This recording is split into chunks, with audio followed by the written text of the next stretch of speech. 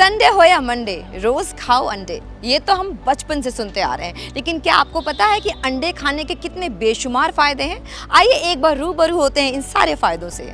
Eggs में protein इतना ज़्यादा पाया जाता है कि डॉक्टर्स भी हमेशा कहते हैं कि प्रोटीन अगर आपको प्रचुर मात्रा में चाहिए तो एग्स खाएं। एक तो एग्स किफ़ायती दाम में भी मिल जाते हैं और सबसे अच्छी बात यह है कि खाने में अच्छे भी लगते हैं, है ना।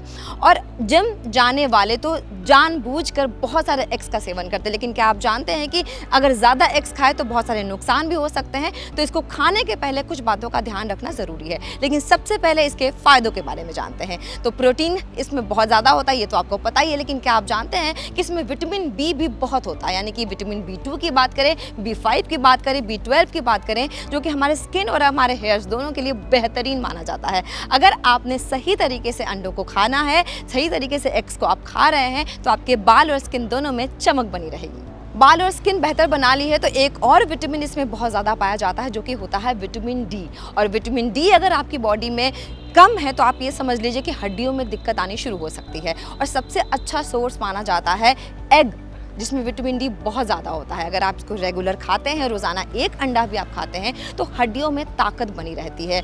कुछ कैंसर्स भी है जिसको एग काफ़ी हद तक रोकने में आपकी मदद कर सकता है। अगर आपका हार्ट हेल्दी है तो आप आराम से एक अंडा रोज़ खा सकते हैं बेधड़क होके।